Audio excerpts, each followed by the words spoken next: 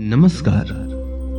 पद्म पुराण में वर्णित एक कथा के अनुसार भगवान श्री हरि व्रत, दान एवं तपस्या से भी ज्यादा माघ मास में किसी पवित्र नदी में स्नान करने से प्रसन्न होते हैं। इस साल 2022 में माघ मास कब से शुरू होगा, इस महीने में क्या करना चाहिए, माघ स्नान कब से कब तक करना है, कैसे करना है, इसका क्या महत्व है, क्या फल प्राप्त होता है, इसे लेकर कई लोगों के मन में सवाल उठते ही रहते हैं। तो आज के इस वीडियो में मैं आपको इन्हीं विषयों पर जानकारी दे रहा हूं।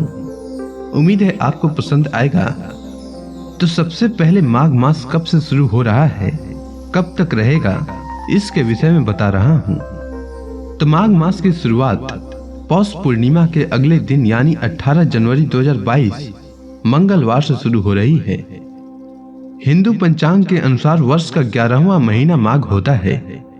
इस बार माघ मास की शुरुआत पौष मास की समाप्ति के साथ 18 जनवरी 2022 मंगलवार से शुरू होकर 16 फरवरी 2022 रविवार को समाप्त हो रहा है। यह महीना भगवान कृष्ण को समर्पित है। धार्मिक मान्यताओं के अनुसार इस महीने में कल्पवास करने से व्यक्ति को सभी पापों से मुक्ति मिलती है और स्वर्ग लोक की प्राप्ति होती है। साथ ही इस महीने में विधि विधान से भगवान श्री कृष्ण और श्री हरि भगवान विष्णु की पूजा करने से सभी मनोकामनाएं पूर्ण होती है और कष्टों का निवारण होता है। इस महीने की महिमा पौराणिक ग्रंथों से जुड़ी हुई है। कहा जाता है कि माघ मास में गौतम ऋषि ने इंद्रदेव को श्राप दिया था तथा इंद्रदेव द्वारा क्षमा याचना के बाद पापों से मुक्ति के लिए गंगा में स्नान कर प्रायश्चित करने के लिए कहा था, जिसके फल स्वरूप इंद्रदेव को श्राप से मुक्ति मिली थी। इसीलिए इस महीने गंगा स्नान का विशेष महत्व है। अब बात करते हैं माघ स्नान की।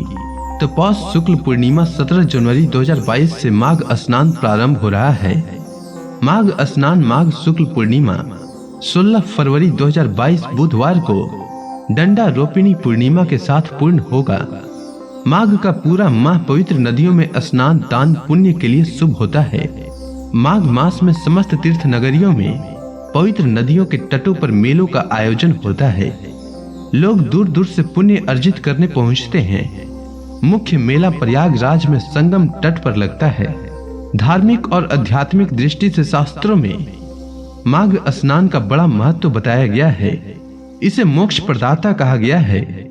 मान्यता है कि माघ मास में प्रयागराज में त्रिवेणी संगम पर स्नान करने से 10,000 अश्वमेध यज्ञ करने के बराबर फल प्राप्त होता है। माघ मास में ब्रह्म मुहूर्त में जागकर गंगा, नर्मदा, यमुना, क्षिप्रा आदि पवित्र नदियों में स्नान करने से पापों का क्षय होता है। इस माह में दान, पुण्य, रोगियों, निःशक्तों की सेवा करने से शुभ फल प्राप्त होता है।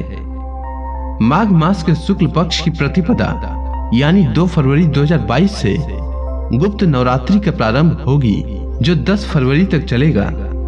इसलिए इस माह का पुण्य कई गुना है।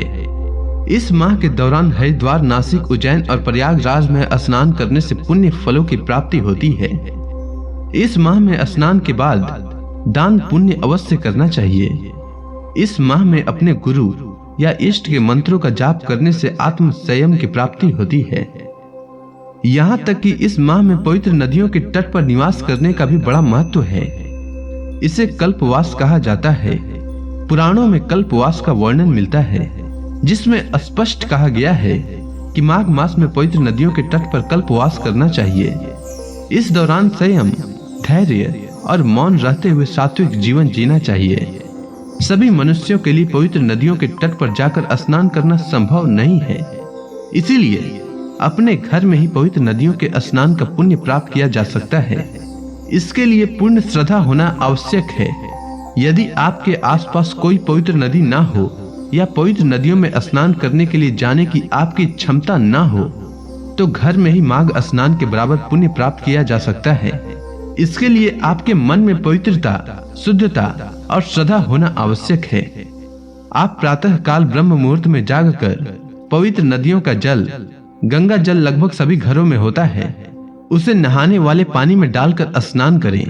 शुद्ध वस्त्र धारण करके घर के देवी देवताओं की पूजा करें और यथाशक्ति गरीबों को भोजन कराएं। गायों को हरा चारा खिलाएं, पक्षियों को दाना डालें। इससे आपको पुण्य फलों की प्राप्ति होगी।